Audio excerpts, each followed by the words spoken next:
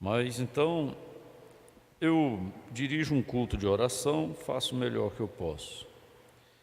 Eu leio mensagens novas na quarta-feira, quando temos, né? Geralmente a gente demora muito tempo lendo uma mensagem só. Procuro fazer o melhor que eu posso.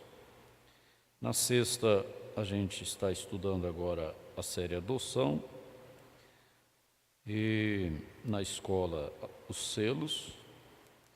E agora eu quero tomar um tempo falando de assuntos que não são espirituais, mas que fazem parte da nossa vida. E daqui a pouco nós vamos ter outra pregação, culto de pregação. Então, não seria justo eu falar de assuntos de vida prática, assuntos que envolvem finança, prosperidade, ou sucesso na vida, ou fracasso, se eu não pregasse, se eu não estudasse a palavra, se eu não orasse com a igreja. Então, uma vez que eu oro com a igreja, que eu ensino a igreja, que eu prego para a igreja, então eu posso também falar de assuntos que a igreja precisa ouvir. E bom é ouvir da gente, né? Porque eu vou usar livros, como por exemplo este livro aqui, que talvez você tenha ele em sua casa. O título dele é O Poder da Ação. Ele é escrito por um PhD que chama Paulo Vieira. Eu não digo para você sair comprando livros. Não faça isso. Não faça isso. Eu gosto de ler. Se tem uma pessoa que gosta de ler, sou eu. Eu pego um livro desse aqui, eu leio ele de uma capa na outra de uma vez. Acho bom demais ler. Só que eu não leio qualquer coisa não. Primeiro eu dou uma olhada na capa, dou uma olhada no autor. Às vezes eu até deixo quieto, vou pesquisar primeiro sobre esse autor, ver se ele não é um espírita, se ele não é um ateu, para depois eu comprar o livro. Vou dar uma pesquisada, vou olhar, se é um livro que eu posso arrancar o plástico e abrir, eu compro. Se não pode arrancar o plástico, então espera, deixa eu conhecer esse livro primeiro, depois eu compro. Mas tem outra coisa que eu digo também. Eu não leio nenhum livro mais do que eu leio a mensagem do João Brana, mais do que eu leio a Bíblia. Eu falo isso diante de Deus. Não leio. Gosto demais de ler, mas os principais livros que eu leio são as mensagens e a Bíblia.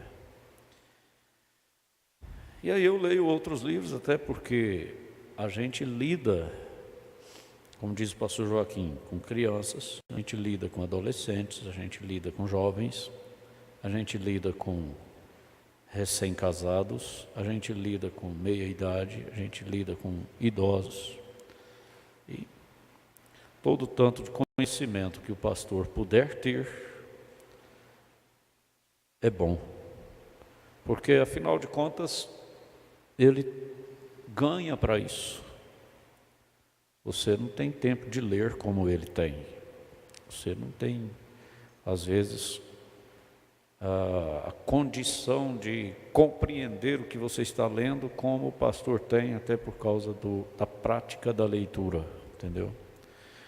Prática da leitura significa ler sempre, está lendo sempre, então ele acaba adquirindo uma prática de leitura, né? E às vezes a forma da gente passar para a igreja verbalmente dá mais resultado do que a igreja ficar lendo, porque na verdade são poucas pessoas que entendem o que lê, são poucas, isso aí é uma verdade. Mas então, eu não quero ser um palestrante porque eu não sou. Eu não vou chegar aqui e dar uma de palestrante, eu não estudei para isso, eu não fiz curso para isso, eu não tenho conhecimento próprio para isso.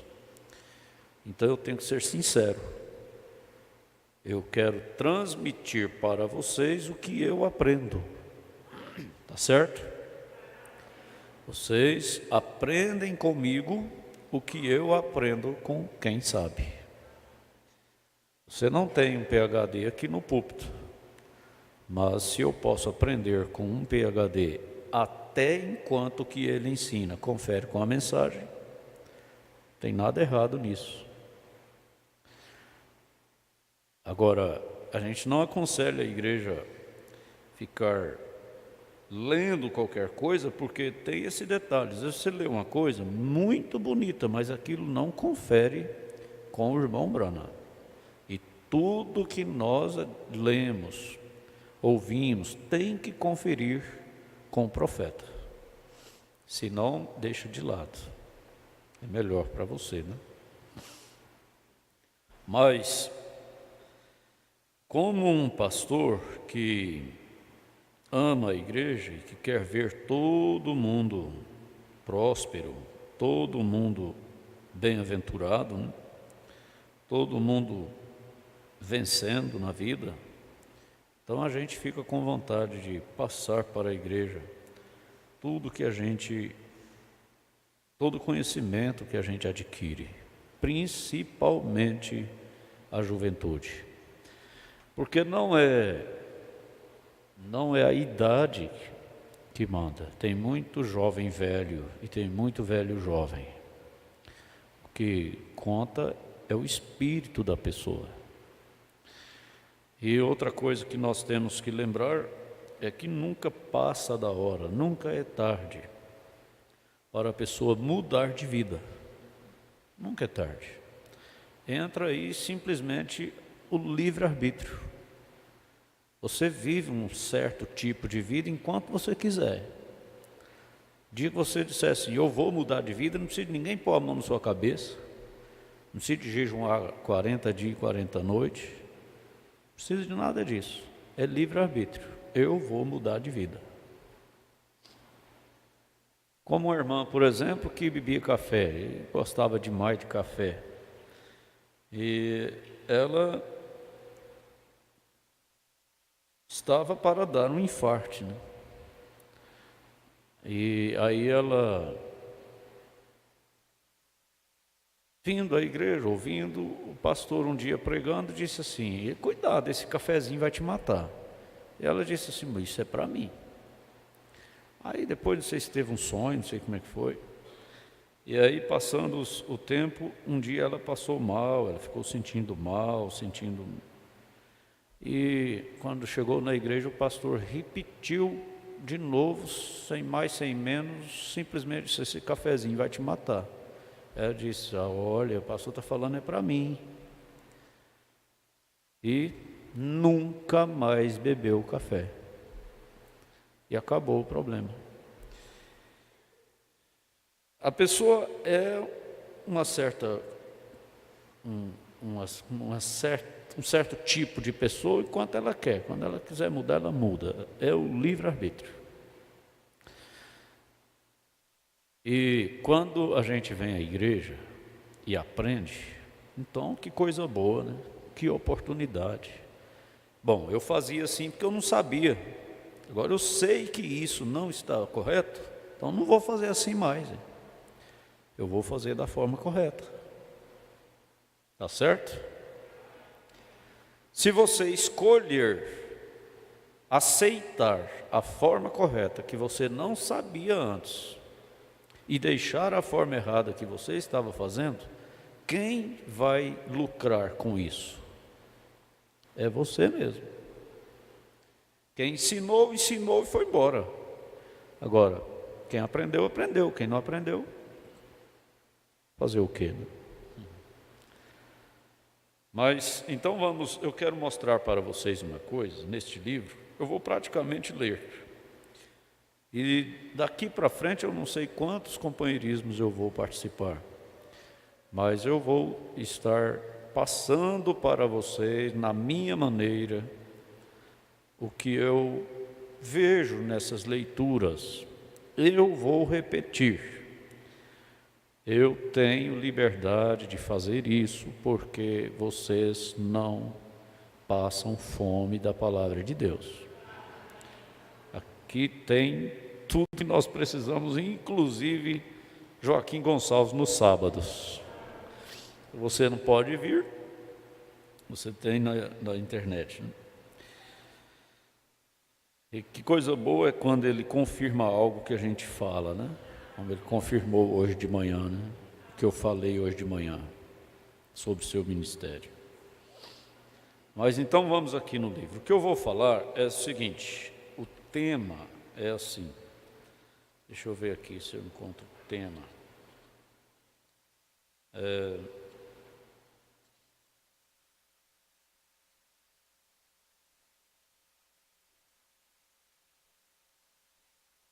Eu tenho 40 minutos para falar, até 20 para 6.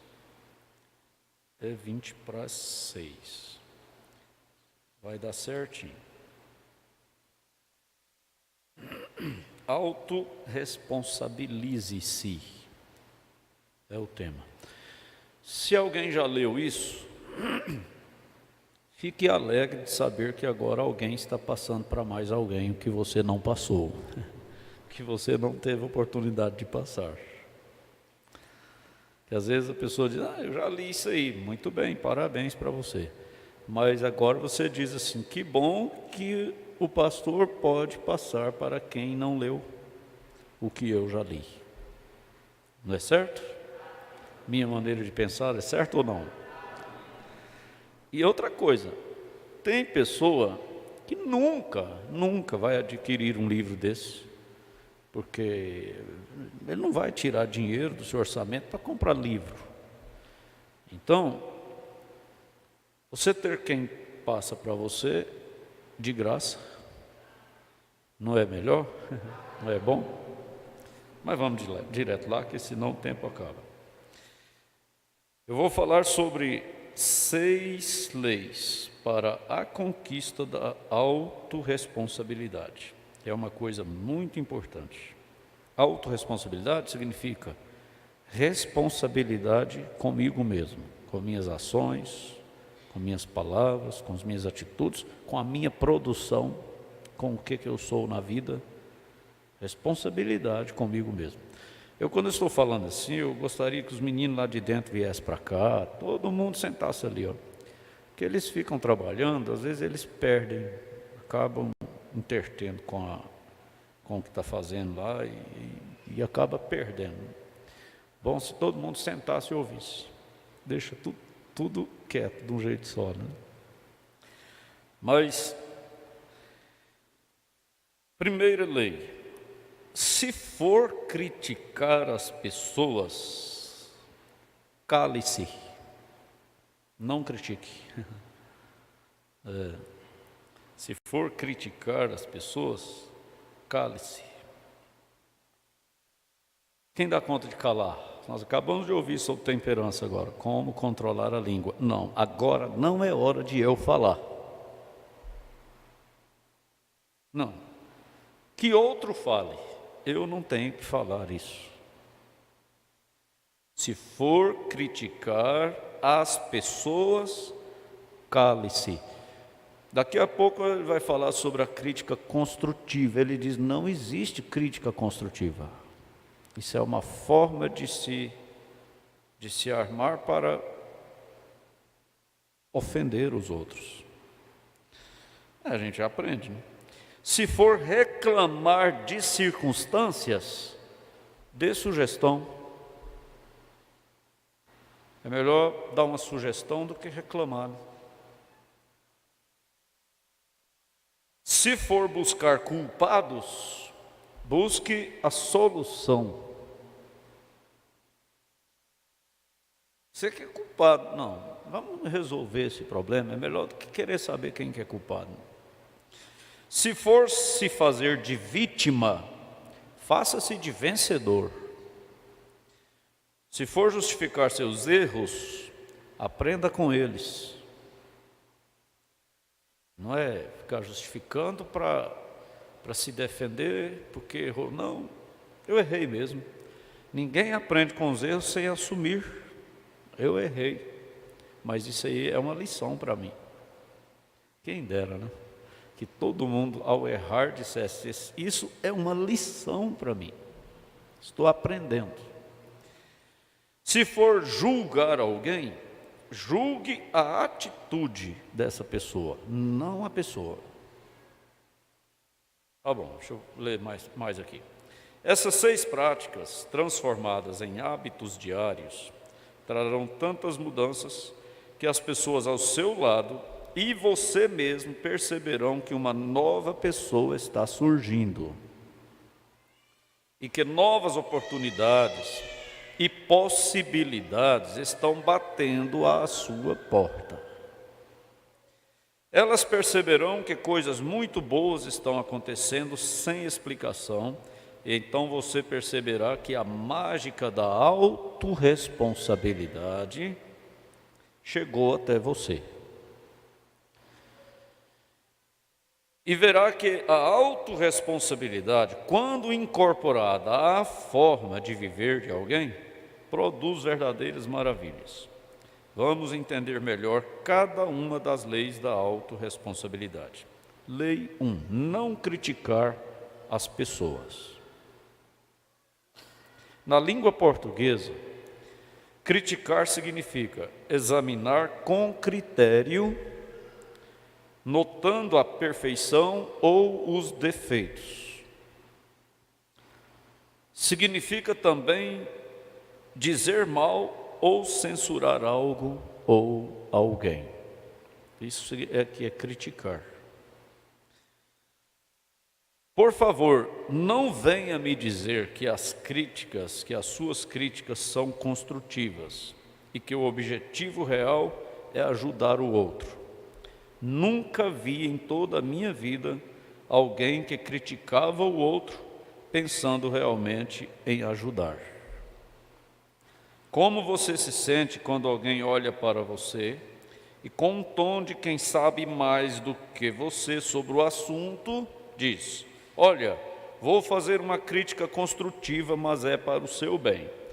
Basta que estas 2 palavras, crítica construtiva, sejam pronunciadas para que o semblante caia, o olhar baixe e a pessoa se prepare para a bordoada que está por vir.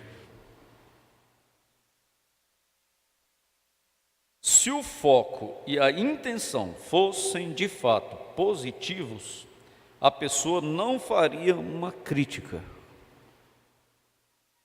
Ela se calaria ou daria uma ideia, diria algo cujo foco fosse o acerto e não o erro.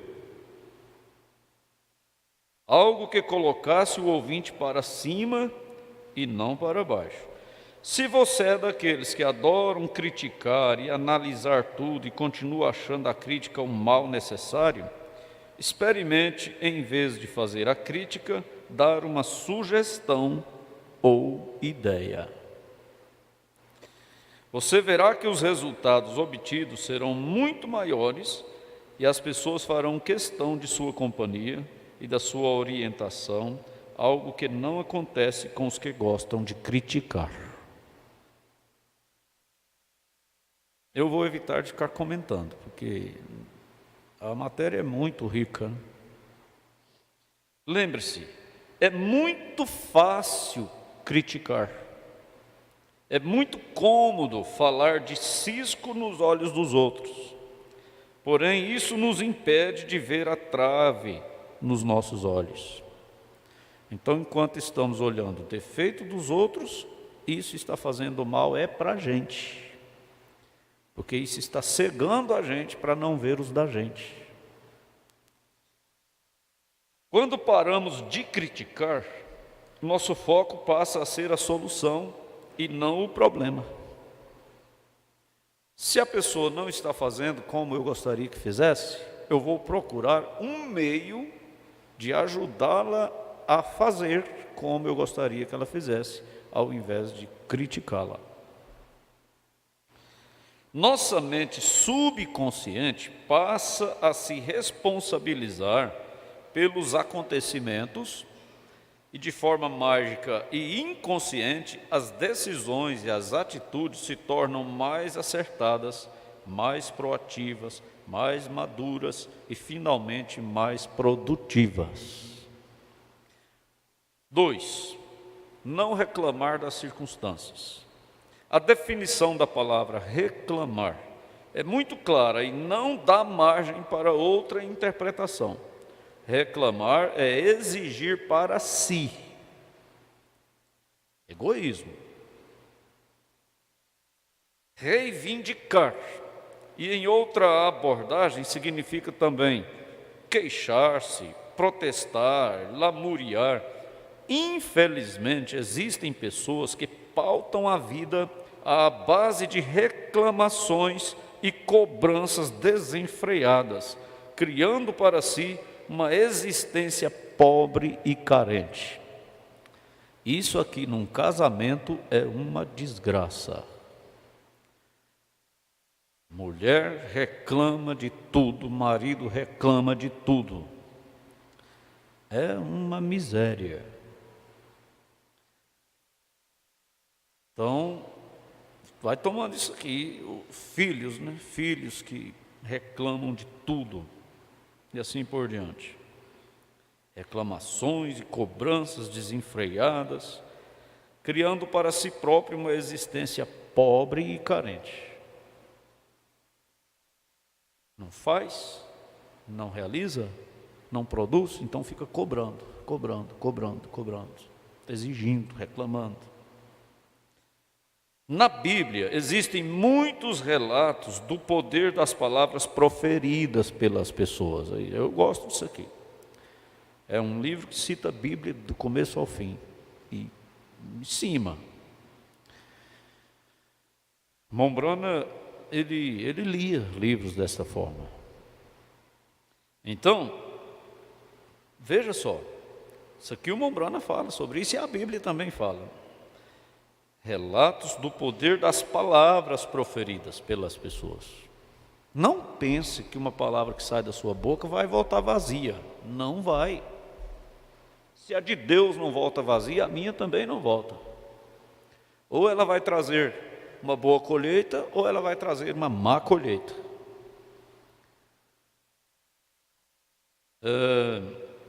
Mas mesmo assim, muitos cristãos continuam com uma total imprudência verbal, falta de responsabilidade com o que está falando. Gente, nós temos que ter muito cuidado com brincadeiras, porque o nosso cérebro não reconhece brincadeira. Eu já li isso no outro livro, ou não sei se nesse aqui também fala, mas o nosso cérebro não reconhece que você está brincando. Não existe brincadeira para o nosso cérebro. Você pode brincar, falar o que você quiser brincando, mas o seu cérebro não entende que você está brincando. O seu subconsciente não entende que você está brincando. Para ele, você está falando, você está declarando. Ele não sabe que você está brincando. Por exemplo, você faz isso direito, senão eu vou te dar um murro na sua cara. Não, eu estou brincando, mas o meu subconsciente não sabe que eu estou brincando. Aquilo vai levar um sentimento de agressão para o meu subconsciente. Vamos prosseguir aqui no livro, senão parto para outra coisa. Imprudência verbal, usando palavras de reclamação e lamúria como uma faca sem empunhadura, que quanto mais tentam pegar para usar, mais se ferem. Quem vive reclamando, está se ferindo a si próprio. Em 1 Coríntios 10:10 está escrito o seguinte: que não se lamentem e lamuriem como fazem alguns, pois estes foram destruídos pelas mãos do anjo destruidor. Abre a Bíblia aí para mim, irmão. 1 Coríntios 10:10. Vamos ver se vai bater aí com o que está escrito aqui, né? A única coisa real que se consegue com reclamação e lamentação é provar a imperfeição e a incapacidade da outra pessoa, tentando fazer com que quem reclama seja supostamente superior e mais capaz. Deixa eu ler aqui na Bíblia. 1 Coríntios 10, 10. Nem murmureis, como também alguns deles murmuraram e foram destruídos pelo destruidor. Isso mesmo. Agora, o que ganha uma mãe apontando e reclamando constante e frequentemente dos erros do filho? O que a mãe ganha com isso? Como o filho se sente tendo apenas seus erros apontados? Será que nossos filhos só têm erros? Existe algum ganho nessa situação, a não ser o filho perceber que a mãe é capaz, inteligente, e ele exatamente o inverso disso? Minha mãe é um gênio, eu sou um burro. Ele não fala, mas lá no subconsciente vai ficar impregnado isso nele. Tem muita moça que casa e ela não sabe fazer um bolo, ela não sabe fazer um biscoito, um pão de queijo, ela não sabe arrumar uma casa direito, ela não tem administração de dona de casa, porque ela toda a vida foi uma burra, e a mãe, um gênio. A mãe, a maravilha, mas a filha não aprende. A filha, você é boba, você não aprende, você não presta atenção, você não quer aprender. Então, isso fica impregnado lá nela. Ela vai até casar dizendo: eu não sei fazer, eu não dou conta, eu não sou capaz, porque a mãe falou isso para ela o tempo todo. Quantas não dão conta de estudar, porque a mãe vai ensinar a fazer a tarefa? É assim, burro. Bom, então já que eu sou burro, eu vou puxar a carroça, né?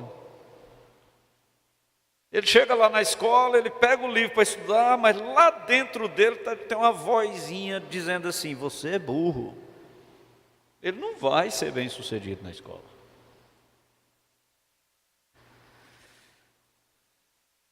Então, continuando aqui. O que ganha um funcionário quando o chefe o humilha e frequentemente aponta só suas falhas? Nessa situação, o chefe se lamenta e se vitimiza por causa do funcionário. O chefe culpa o funcionário pela falta de crescimento da empresa, em vez de assumir a responsabilidade pelo que acontece. Como se sente um aluno que nunca recebeu um elogio do professor, apenas reclamações, que está cansado de explicar e apenas diz que o aluno não atende às suas expectativas? Outra dentre centenas de passagens bíblicas que falam sobre o perigo de proferir palavras contaminadoras está em Efésios 4, 29. Diz assim: não saia de vossa boca nenhuma palavra torpe. Ele colocou entre parênteses aqui: suja, contaminadora. Palavras contaminam. Palavras contaminam, palavras impregnam, palavras geram. Olha, tudo que nós vemos foi gerado pela palavra. A palavra gera. Pronto? Só para conferir, né? Provérbios, Efésios 4, 29. Que nenhuma comunicação corrupta proceda de vossa boca, mas aquilo que é bom para promover a edificação, para que ministre graça aos que ouvem. Então, não saia da vossa boca nenhuma palavra suja, torpe, e sim unicamente a que for boa para a edificação, conforme a necessidade, e assim transmita graça aos que ouvem. Oh, meu Deus, ajuda quem quer ser ajudado. Ajuda quem quer ser ajudado. Deus nos deu uma coisa tão poderosa, chama língua, mas com ela nós incendiamos um bosque, ao invés de apagar o fogo. A língua apaga qualquer incêndio, mas também provoca incêndio, depende da maneira que usa. Veja bem, essa passagem nos diz para falar apenas palavras que edifiquem conforme a necessidade de quem ouve, não para satisfazer o ego de quem fala. Aqui é bom para mim, né? Eu não posso usar esse púlpito aqui para satisfazer o meu ego, para ficar famoso, para adquirir, como é que fala? Simpatia. Não, eu tenho que vir aqui falar o que edifica quem está ouvindo. Eu tenho que vir aqui para o bem da igreja, não para o meu próprio bem. Certamente a característica mais forte e perigosa da reclamação é a fuga da autorresponsabilidade. É se eximir dos acontecimentos. É olhar o que acontece consigo e ao seu redor como se não tivesse nenhum poder ou influência. É tirar o foco das coisas erradas e indesejadas de si e colocar nos outros ou nas circunstâncias. É se fartar na reclamação, eximindo-se da ação. É sentar e observar o circo pegar fogo, em vez de concentrar seus esforços em apagar o incêndio. Independentemente de quem o tenha causado, não existem muitas opções. 2 pontos. Ou reclamamos, ou colocamos nossa força e nosso poder no problema, ou agimos com nossa atenção e nosso interesse na solução. Qual lhe parece melhor?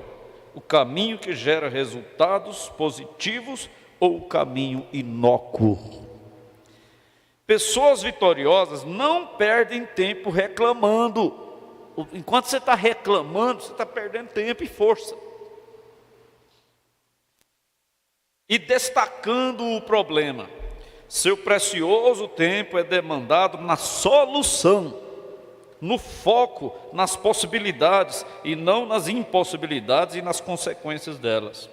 Quando nos detemos mais nos problemas e nos erros, são essas sementes que vão florescer. O mesmo acontece quando damos atenção às soluções e às possibilidades. E muitas vezes as possibilidades florescem tanto que os problemas se tornam irrelevantes. Quer dizer, os problemas acabam. Isso não quer dizer que pessoas equilibradas e autorresponsáveis não confrontem os outros com a verdade. Não impede que olhem nos olhos do seu filho e, sem reclamar, digam o que esperam dele e que determinado caminho não será de felicidade se o filho persistir nos erros. Mostrar, aconselhar, falar é uma coisa, e ficar lançando palavras que não deveria é outra. Se o filho não estuda, o pai não precisa ser omisso. Nessa situação, é preciso deixar claro as consequências do problema, e não só estimular e motivar como cobrar um comportamento adequado. Não reclamar não significa se calar diante de um erro ou mau desempenho de um funcionário, fingir que não viu. É fundamental para o sucesso das 6 leis que você possa confrontar as pessoas com a verdade, dizer-lhes suas expectativas e o que de fato elas realizaram, falando muito mais de fatos e dados do que de sentimentos e percepções. Muitas pessoas usam a reclamação como uma forma de chamar a atenção, nem que seja se fazendo de vítima e praticando a autocomiseração. Um chefe que reclama da sua equipe cria um cenário para tirar a responsabilidade dele, colocando-se como refém da sua equipe, quando na verdade ele é o responsável por recrutar, treinar e gerenciar as pessoas. Da mesma forma, o pai que reclama do comportamento do filho é o mesmo que inicia um processo em que a responsabilidade vai para a criança ou o jovem, esquecendo-se de que foi ele, o pai, que não educou o filho. A criança é fruto ou resultado do que recebe dos pais e do ambiente proporcionado por eles. Já as pessoas plenas, realizadas e realizadoras optam por olhar e se deter prioritariamente nos pontos fortes, pois sabem que palavras são sementes adubadas. Como tudo na vida, a qualidade das palavras proferidas por você é uma opção. Serão palavras de crítica e cobrança ou serão elogios e validação. Exerça o livre-arbítrio e fale bem, fale com prudência, olhe com positividade e clareza as circunstâncias e colha os frutos da intencionalidade das suas ações. E parou, né? É 6, mas só falei 2. Já passou da hora de terminar. Mas fique com essas 2 coisas aí. Se for criticar, cale-se. Se for reclamar, dê uma sugestão. É melhor. E vamos embora tomar um cafezinho ali, né? E voltar para dentro, hora que tocar o sino, para o próximo culto. E domingo que vem eu vou continuar, viu? Vou falar domingo que vem sobre... se for buscar culpados, busca solução. Se for se fazer de vítima, faça-se de vencedor. Se for justificar erros, aprenda com eles. Se for julgar alguém, julgue a atitude. E aqui tem coisa boa, viu? Coisa boa aqui. Deus continue abençoando. Amém. Até daqui a pouquinho.